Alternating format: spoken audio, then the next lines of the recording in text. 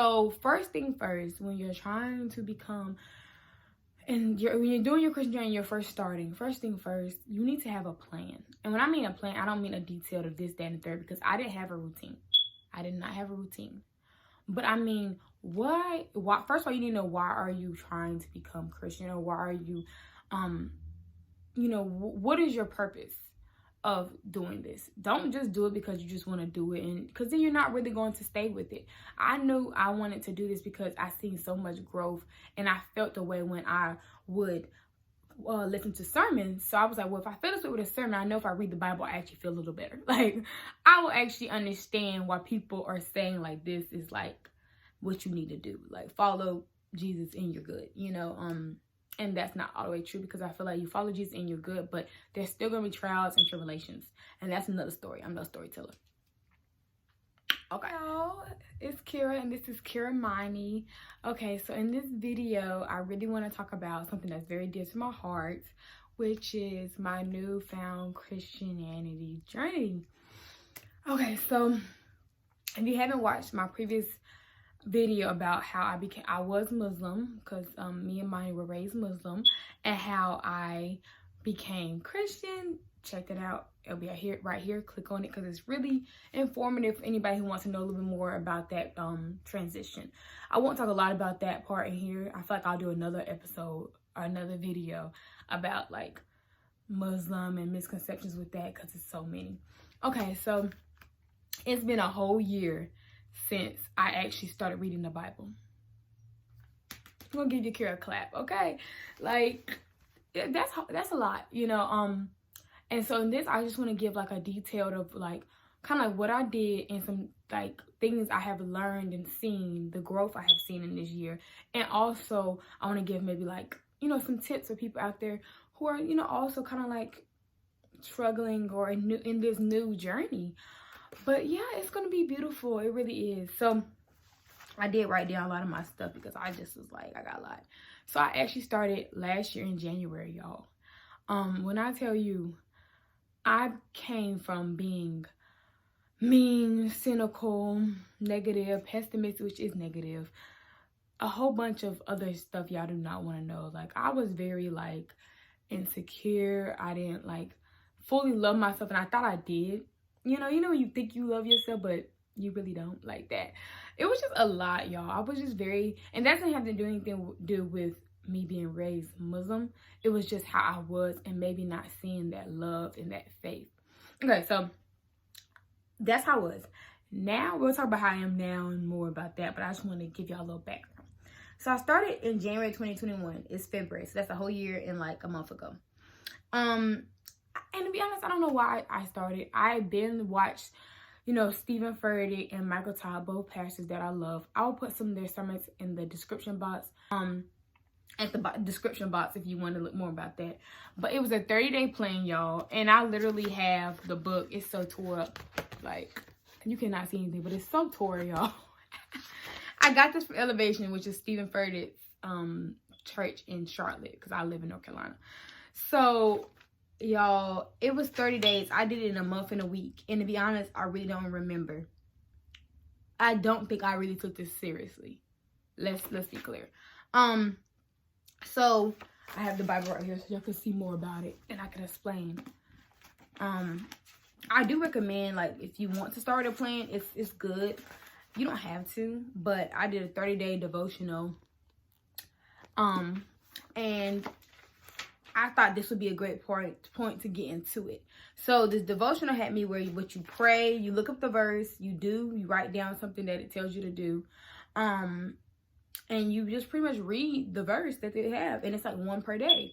So it's really simple. You do not need to start off with a lot. That's the misconception. People think you need to read the whole chapter. The whole book of Job, or the whole book of Philippians, or the whole, like, don't do all that. Like, I still haven't finished the whole book of Job. I'm like on page 70, so it's okay. But okay, so anywho, the first verse that I wrote down in here, y'all, and I think you should look at it, is, I believe was it 2 Corinthians? And just so you know, I'm going to talk about Corinthians, Philippians. I love those because I love Apostle Paul. So if you hear me talk about it, just know it's because, like, he wrote them. But Corinthians 4:16-18. And I do remember a part of that was, because I gravitate to what's catchy and what I can relate to. And a part was that don't like, what's seen is temporary, what's unseen is eternal. So have a plan. When I mean plan, start with a Bible devotion like I just did, a 30-day plan. They have them in like Bibles. It was in this Bible from the church I got. You can get them online. They have a Bible app. The same way you go to social media on Insta, just download Bible app. Like, it's not that hard, and there is no excuse. I'm going to be honest. There's not. The only excuse when you don't want to make time for God is because you just don't want to do it. Let's be honest. I mean, God made time for you, so make time for him. So, yeah. Start with that if you feel like you don't want to tackle the whole Bible. So start with the Bible plan. That's what I did. I did it for a month and a week, y'all, because I probably skipped like a week in that, you know. I did it for a month and a week. And then after I did that, sorry, y'all.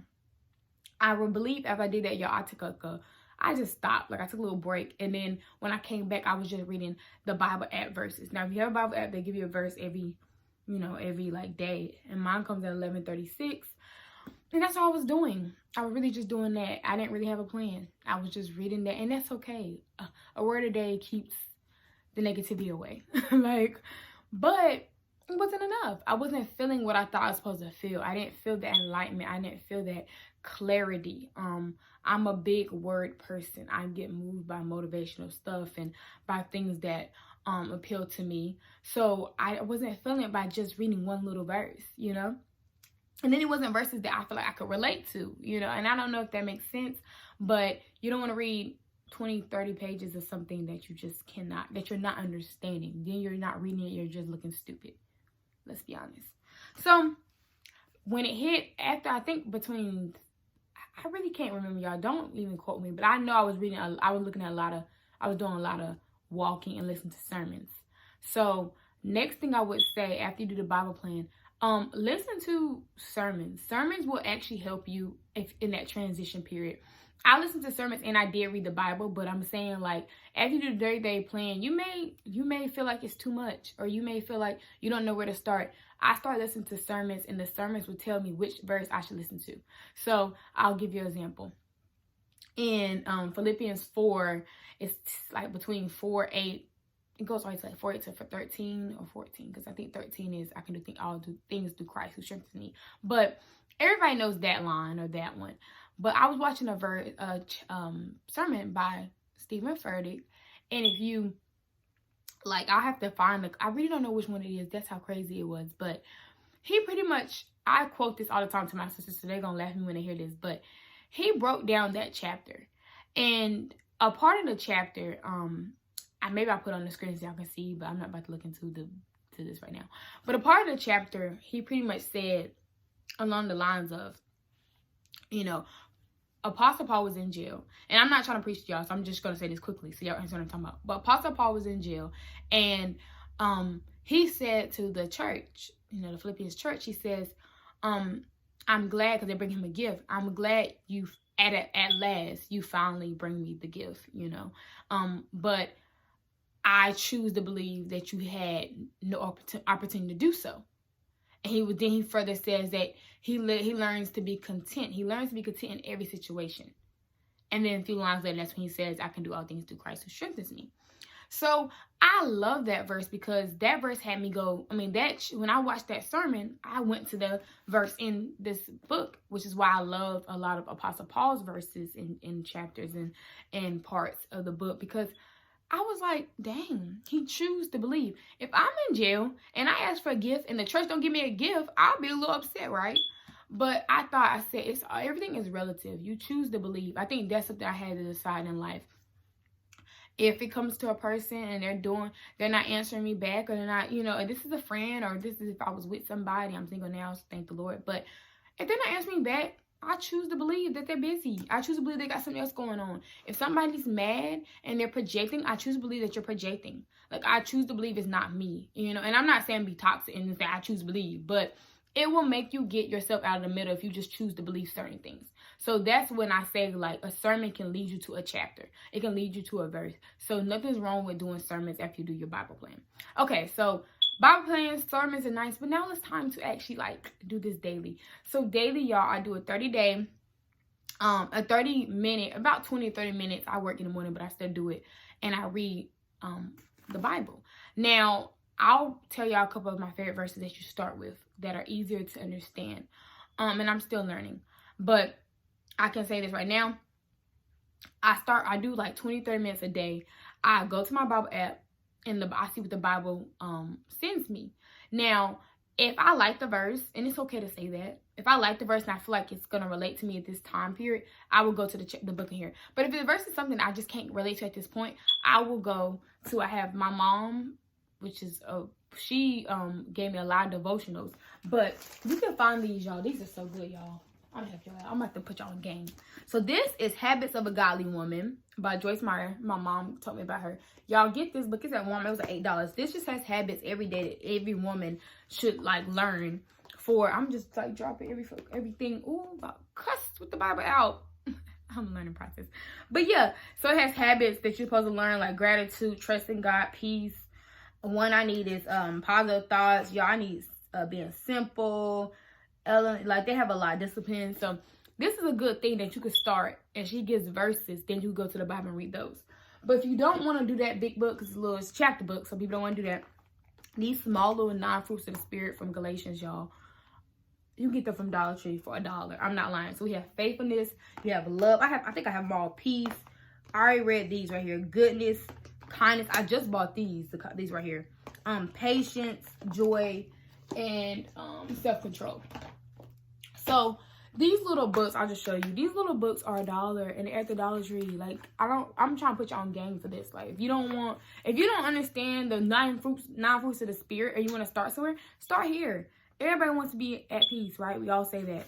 So like they'll give you like verses to how you ought to be in peace, and they'll ask you to write stuff down. I'm trying to give you an example. For example, it's like what positive steps can you take so you can overcome prejudice or other barriers so that the peace of God can rule in your life. Can rule in your life, not rule in your life. And it's going to say in your family, in your church, in your community. This is just a beautiful way to learn small verses. And as you write them down and learn, and you can, it's like a study plan, you know, a study guide. How about that? So, y'all, I'm putting you on game with those. Like, get them. They're $1. They're $1. And they talk about the 9 fruits of the Spirit, and then you can start there in Galatians if you don't know where to start. So, but I have favorite ones that I know I want to go to, or ones that I feel like God leads me to daily. Like for example, a couple of days ago, I wanted to read Ecclesiastes, and that was one of the first Bible books I read. If you're not really, I feel like I liked it because I thought it was pessimistic when I first read it. If you read the book, you understand what I'm talking about. This is when he talks about, Solomon talks about a time to kill, a time to plant, a time to uproot, a time to live, a time to die. Yeah, but if you read through this book, he just pretty much says like all the stuff we're doing is vanity. Like all this, you know, I guess I'm taking layman's terms, all this social media, all this working for no reason, all this, like, you know, just all this clout, all this stuff you're doing daily, all trying to dress up, stuff like that. Like, it's just working under the sun. It's chasing after wind. That's what he calls it. And the only thing that's going to make you happy is to enjoy life and just like eat, enjoy life, and live day by day. Like, that's what he's saying. And he was a king, so he experienced it all. He's just saying riches and wealth doesn't mean anything. And I thought it was kind of pessimistic because at a certain point I was like, dang, he's just saying like, it don't matter what you're doing because it really don't matter. Like, just enjoy your day. Literally. But then I learned, I was like, the more I learned, I'm like, God wants us to live a simple, relaxing, peaceful life. You cannot be at peace with so much stuff going on. So I recommend reading that book if you want to start off with. They have one of my favorite quotes in it, which is everything's beautiful in its own timing. Ecclesiastes 3:11. That's beautiful for somebody who's struggling with self-worth or self-discovery. You just know that it's like a butterfly. They all come out at certain times. You know, it's like a plant. Plants plant at certain times. So that's a good verse if you want to start off with that. I already said Philippians. Those are Philippians. Galatians is a good one. Galatians 1:10. Please God, not people. That's a lot we need in this time frame, like in this society. You know what I'm saying? So those are just some examples that I was trying to get y'all on. Okay, so I do my 30-day routine, a 30-minute routine. I do this every day, y'all. I used to go out and walk and listen to a sermon after this, but the neighborhood I am now, you know, trying to do that walk and looking like this. You know what I'm saying? Like, no, we're not gonna do all that. So yeah, no shade to the neighbor I live in. It's just not it's not conducive for that. So let me give you some examples of what I learned throughout this whole year. Because it's about to be longer. I need to hurry up. One, it showed me how to love myself. I first learned that I did not love myself. A lot of people do not love themselves. They're trying to seek love from people who don't love themselves. It's a proverb, African proverb that says, don't trust a naked person who offers you a coat. And that hit me. It was like a lot of people saying, oh, I love you, I love you, I love you. And they don't love themselves. The first 3 commandments that you have to is love God, love yourself, love others. And it's love others as you love yourself. Do unto others as you want to yourself. You cannot love somebody else if you do not fully love yourself. Like, then you're going to be doing them wrong because you're doing yourself an injustice. So I learned that the reason why I was so cynical, so upset, so mad at people in the world and act like I didn't need anybody was because I didn't fully love myself. I didn't fully understand that I was doing this because it was a defense mechanism. I was trying to not be rejected. So I projected that, oh, I don't care. I don't like nobody. I don't care if I got any friends. They're going to disappoint anyway. I'm not put on this world for people to like me. Like, that attitude is like not cute. Like, and that's not just for women, that's for men, that's for everybody. Like, you're put on this world to make it better. So of course, I'm not saying be a people pleaser, but don't come on this world like essing on people. I'm not gonna say the word, but you know what I'm saying? And I think that's how I was. So I learned first and foremost that I did not really love myself. I did not value myself. I was insecure. I didn't like myself. You know, I feel like that's what it was. And then you learn when you read the Bible that God made you in his image, God loves you, like, more than, because he knows you more than anybody. He knows you probably more than more than you know yourself, because he made you. He predestined you. He chose you for whatever he chose you for. You know, and I learned that, dang, if God loves me, no matter what, why can't I love me? You know what I'm saying? Why can't I love me? Think about that. So that's what the first thing. Second thing, another Bible verse about book that you should read is Romans.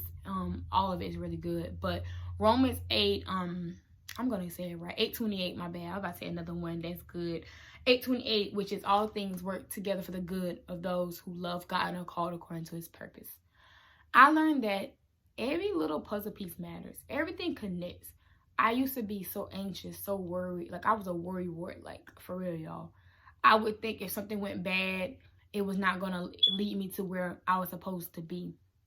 I think a lot of times, you know, you maybe not get the opportunity that you want. You didn't get that job you want. Now you're depressed. Now you're sad. Now you're taking out your girlfriend or your boyfriend. Now you're upset with your family because you're depressed. You're broke. You can't eat. You know what I'm saying? I'm just using all this, like, making it severe. But you get my drift. You think that small little thing is going to mess up what God has for you. But you have to understand, I think I have to understand that it all works. It all works for the good. If you love God and you're called according to, we're all called to his purpose in a certain way, and you love God, then those two things above all else, you know, it doesn't matter. Something can happen and it will be for the good for you. That's why I try now not to put a good and bad stigma on stuff, because you really don't know. Stephen Furtick makes a good point. When you hear no, think next. My next point. It also taught me, like, what is success? Like, what is success to you? That's what it boils down to. We're all chasing after the wind, like Solomon says in Ecclesiastes. Like, he's saying, like, we're chasing after something that you're never going to get. It's like, who is successful? What is success to you? I learned that after I watched the Stephen Furtick video. I learned that I wasn't putting Jesus or God as the success thing. I wasn't putting people who are actually living what they're supposed to live as success. I was putting society rules as success, or what I thought was success. The glamour, the cuteness, the what people praise, not what God praises. So success is relative. my success could be different from your success. That's why you cannot compare yourself with anybody. And I think a lot of times, as human, you're going to compare. But when you compare, just think like, okay, get inspired. When I compare, I get inspired. So it taught me. So I guess the last few things it taught me was like, don't be cynical. I feel like a lot of people I was a cynical person. And when I mean cynical, I was just like, I thought the bad of everybody. Everybody was bad. Everybody was mean. Nobody cared about me. Nobody liked me. I really didn't care if they liked me. That's the story I told myself. When people came to talk to me, I was like, why are you talking to me? It was always ulterior motive. I learned that I did that because it was, like I said, it was a defense mechanism. If somebody comes to talk to me and I think to my head, I don't know why they talking to me, I don't like them. If they disappoint me, or they were just coming to say hey, or they weren't coming to really talk about anything I wanted, or they didn't like me, they was maybe just talking some small talk, I would save myself from that embarrassment. You're going to learn that rejection is the best thing that is going to teach. It's the best teacher for you. I'm not saying it's the best thing, but it's a good teacher. I've been rejected so many damn times, y'all. Like, I don't mean rejected. I mean from men. I mean from friends. I mean from jobs. I mean from from everything. But I have learned that just made me stronger. And I have a video on rejection. Y'all should look at that. I'll put up here so you can see that. But I did that as a defense mechanism. I learned that I was carrying so many old things. Like, y'all was carrying things from people used to say to me when I was in middle school, elementary. I'm 22 now. Like, I'm a whole lot boss. Why am I worried about old stuff like that? It's because I never let it go. So then I became cynical. If you keep remembering stuff that people said to you, or pretty much made it seem like you weren't this or that, or you weren't beautiful, or you weren't you just wasn't you wasn't that. You wasn't it. But at the end of the day, if you had a high self-esteem, it wouldn't matter what nobody said. So I learned to myself that I talked to myself like, I learned I didn't have a high self-esteem. If I didn't matter what them little bullies or them dumb people said, it didn't matter what didn't happen, or who didn't say something, who didn't like this, or it wouldn't matter. And that's something I'm still struggling with, I'm still dealing with. So I'm not saying I reached it, but I learned first and foremost, you have to figure out what is the trigger. At the end of the day, like, everything that's faced cannot be changed, but nothing can be changed unless it's faced. And that's what and I love him. James Baldwin said that, and it's been popping up everywhere. I believe it, that is something that's true. Like, a lot of people are just walking around trying to give out love, and they have no love in themselves. They don't love God. They don't know God. They don't know where they're from. They don't know their kings and queens. They don't know their royalty. They don't know, like, you know what I'm saying? It's just a whole bunch of empty people trying to give love out in this world. And it's not cute. It's not working. So I learned that was my issue. My issue was I wasn't trying to give love out. I was trying to keep it to myself because I didn't love myself. So any love I got, I kept it. I was like, you're not getting this, And you don't want that. You don't want that. Like, you want to be nice to people. I wanted to be nice. I envied people who were nice to people. I envied people who were happy and were welcoming and gave people the benefit of the doubt. There's a verse in the Bible that I love. And it's Hebrews 13:1. It's like be nice to strangers, or don't forget to entertain strangers, because you never know, they could be angels. Something along that lines. Like, and it'd be probably so many angels that I just did not entertain. Like, I don't know you. Why you coming to me? Like, who are you? No, you can't get my number. No, I don't like you. I don't care if you do not like me. Like, that's not cute. And that's how I was, y'all. Now, I'm happy. I try to embrace others. Now, I don't accept anything. So I'm not saying that, and I hate that people think just because you're in a Christian journey, you're supposed to accept everything, and you're supposed to be everybody's supposed to be your friend. No, if they're not aligned to what your purpose is, or what you're doing in your life, or they're from your past, you have to either just love them from a distance. You don't have to associate with that. Evil company corrupts good character. So I'm not saying associate. I'm just saying you don't have to be mean. You don't have to carry that hate. You don't have to carry that, because at the end of the day, God's judging you. Like, their stuff don't matter. So I learned that, y'all. I was like, I want to be nice. I want to leave a lasting impression on people. I want to love myself. It got to a point where I hit myself because I didn't want people to see me. I hit myself because I didn't think I was pretty, or I didn't think I had it. You know, I don't know what I thought. You know, kids are impressionable. You know, if you have plenty of people saying you're not pretty, or you're not this, you're not that, and you don't see women like you doing this, of course you're going to feel sad, you know, and then you don't have that reinforcement. You know, I didn't have that validation from my family to a certain extent. So of course I was impressionable for what people said and what I thought, you know, and that fractures you. Like childhood problems become adult issues. So that's what I say. Like, when you start reading the Bible, when you start seeing these pieces and these verses and these things of God is love, you know, dwell in him. God loves you. God made you in his image. Like, you're miraculously and wonderfully made. Like, when you see stuff like that, it will uplift you. You know, the uplifting will take you deeper. Don't just stop at a verse. Keep going. You will be happier. You will be excited. You will be like, you know, I'm happy now, and I really believe that. And I'll do another video about that, because that's a whole nother story. I just want to talk about my plans, my Bible verses, and how that has made you. And this is starting to become longer than it needs to be, so I'm about to get off here real quick. Okay. But yeah, so I hope y'all liked this video. That was a lot. I know I was talking a lot, but please like, comment, subscribe, put down your daily verses or the stuff that encourages you to do your Christian journey, and let me know what you're letting go and what you're getting into in 2021. Yeah, just, you know, be blessed, give love out, and love yourself and love others and love God. That's what I'm saying. All right, have a good day. Bye.